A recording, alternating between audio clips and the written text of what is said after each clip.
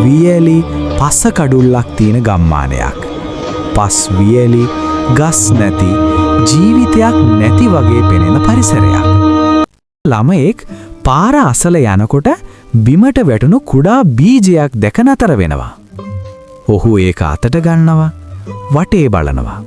කාටවත් වැදගත් නැති වගේ පෙනෙන ඒ බීජය ඔහු සෙමින් බිම වලදාලා පසකින් වහනවා.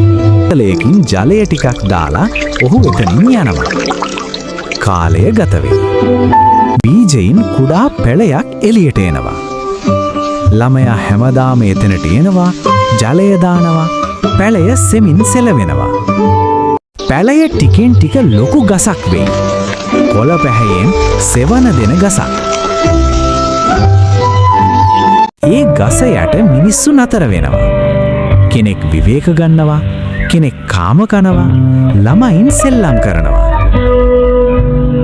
පාර අසල තිබුණු උණුසුම් වියලි තැන දැන් සජීවී සතුටුමය තැනක් වෙලා. අවසානයේ ඒ ළමයා එම ගස යට හිඳගෙන සෙමින් hina වෙනවා. ඔහු වටේ බලනවා. ඔහු දාපු කුඩා බීජය දැන් ලොකු වෙනසක් කරලා තියෙනවා.